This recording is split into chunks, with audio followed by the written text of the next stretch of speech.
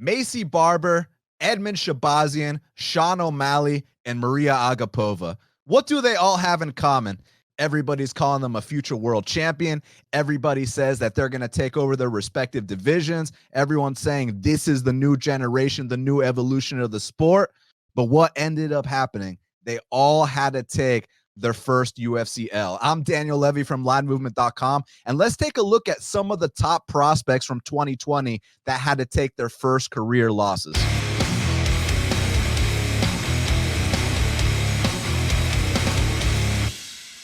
Hey guys, so as you know, everyone is so quick to anoint a prospect the next champion, the next future GOAT, the next this, the next that. And this year, 2020, there's been a lot of that, and a lot of the hype trains have been derailed. And we're talking about some very, very talented fighters. I mean, first off with Maycee Barber, I know you guys remember on Contender Series when she famously said that she was going to beat John Jones' record for being the youngest champion in UFC history.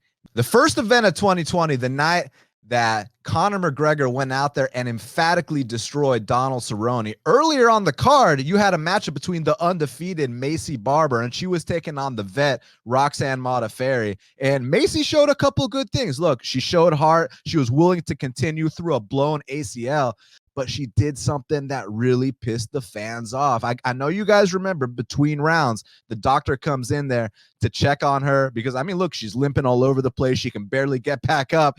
And she goes, in her media interview afterwards and starts blaming the doctor for giving away the fact that she had a torn ACL. Hey, Maycee, everybody could clearly see that you're limping all over the place and you can barely get back up. What's the doctor supposed to do? And the worst part was during Roxanne Modafferi's post-fight interview inside the cage, Maycee steals the mic, and then she starts talking like, Maycee, this isn't your moment right now. This is Roxanne's. So that really derailed her hype, and I think everyone can agree she is not going to be the youngest champion in UFC history like they originally thought. Now, the second prospect is Edwin Shabazz, and this is a guy who was running through absolutely everybody he fought. In his UFC debut, had the close fight with Darren Stewart, but we all kind of looked at it like, hey, this 21-year-old phenom's going out there scoring 8 takedowns. He overcame a very bad spot in that third round. Everyone was quick to anoint him the next middleweight champion. So a couple first-round stoppages later, they put him in a main event with Derek Brunson, and Derek Brunson is the exact litmus gatekeeper test you need to pass if you want to make it to a title shot. When Robert Whittaker was ready to get his title shot, he went out there and he knocked out Derek Brunson in the first round.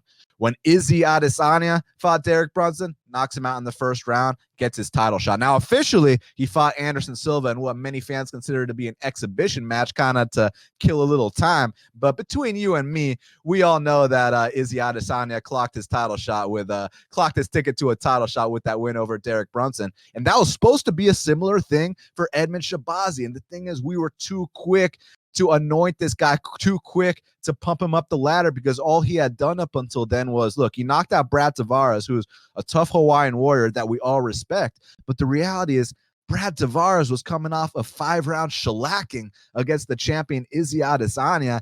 And even though his name officially said, hey, he's a top 15 guy, the reality is his current form was no longer top 15. So it's almost like Edmen was a beneficiary of feasting on the remains of Brad Tavares. Then they fast forward him to a main event against Derek Brunson, and you guys saw what happened. When he couldn't get Brunson out of there in that first round, Edmen Shabazz started to check out, he started to wilt, and he showed, hey, I'm not a top 10 guy right now. Now, will he be in the future? That remains to be seen. He's just a kid. He's only, 22, 23 years old. So I got high hopes for him. At least he handled his L better than Maycee Barber did, because, Maycee Barber is out there blaming the doctor, blaming the ref, blaming this, blaming that. Whereas Edmen Shabazz was like, you know what, Derek, you beat me fair and square. Even, Edmen's management came out and said, thank you, Derek, for, teaching this kid a valuable lesson that he'll need to go on to become a future world champion. So out of all the prospects that we're going to talk about, I would say that Edmen Shabazz handled his L the best. Now, on the opposite side of the spectrum, we got Sugarshot OMalley. And I mean, this guy was kind of an enigma. You saw him on Dana White Tuesday Night Contender Series. You saw his beautiful knockout of Alfred Kashakian. And you guys remember Snoop Dogg going crazy, "O'Malley, O'Malley." And I mean, that clip went viral, man. And everyone was talking about, like, hey, who's this kid? I want to see him fight. So he makes it to the UFC, has 2 very exciting decision wins, and then has to take 2 years off because of a USADA violation. So people are wondering, like, hey, what's the deal here? Is he on some stuff? Is he not? But bottom line, passed all his tests, comes back, and he comes back looking bigger, man, because you guys remember in that Sukumtut fight, in that 3rd round, look, he's schooling Sukumtut the entire fight, but in that 3rd round, goes out there, hits him with a head kick, actually breaks his foot, and he's kind of limping around all over the place.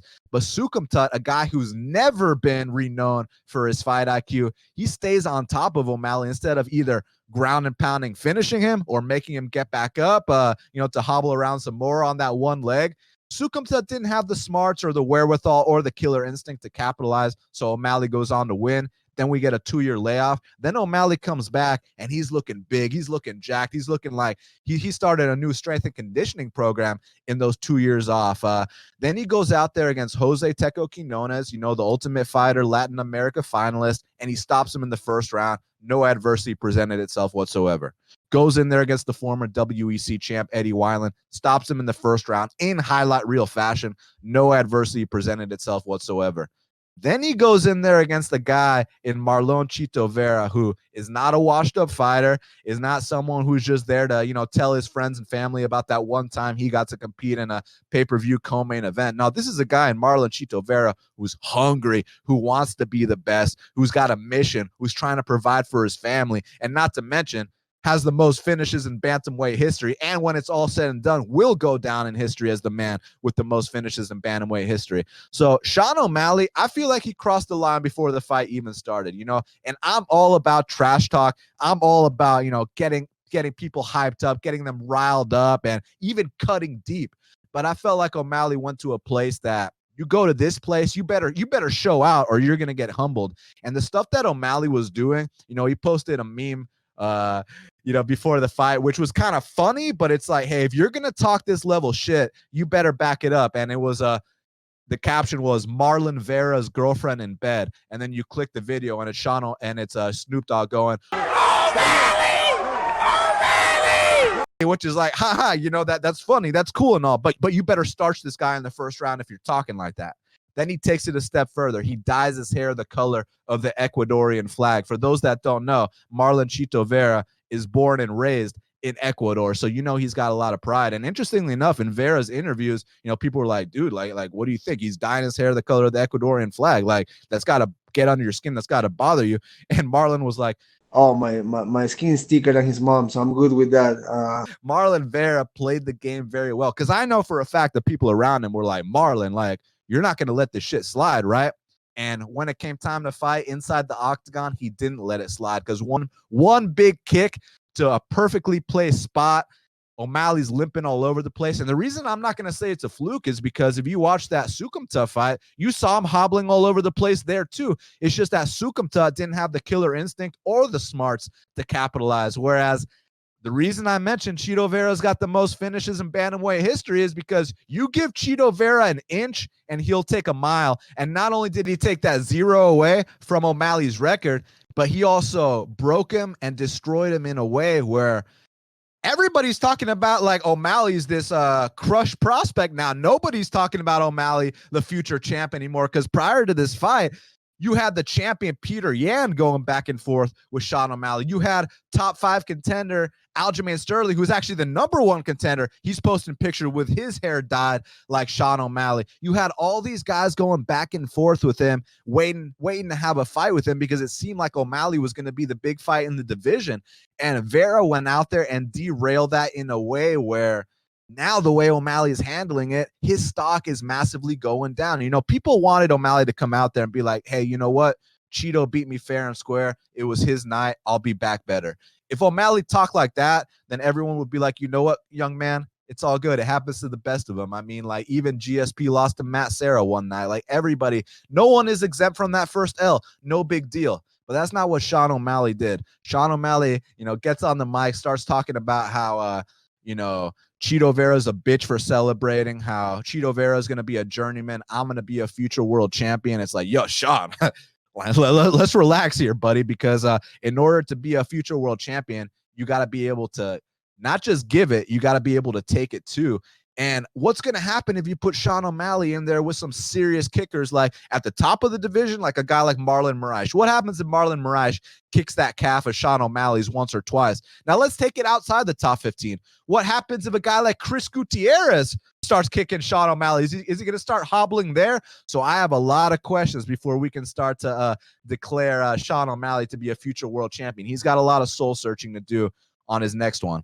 Now, last but not least, it happened this past weekend. Mariya Agapova, not only was she the biggest favorite of the year, a bigger favorite than Maycee Barber over Roxanne Modafferi, she might have been one of the biggest favorites in UFC history. I'm thinking maybe back since Ronda Rousey and Holly Holm. I mean, you're talking about a 9-1 fighter versus a 3-4 fighter. We're all thinking, hey, Mariya, come out here and do whatever you want. If you want to test out your wrestling, do that. If you want to kick her in the head, if you want to start throwing cartwheel kicks. And it's funny, guys, because she actually did throw a cartwheel in that fight. And when it happened, we're like, wait, no, cut, you know.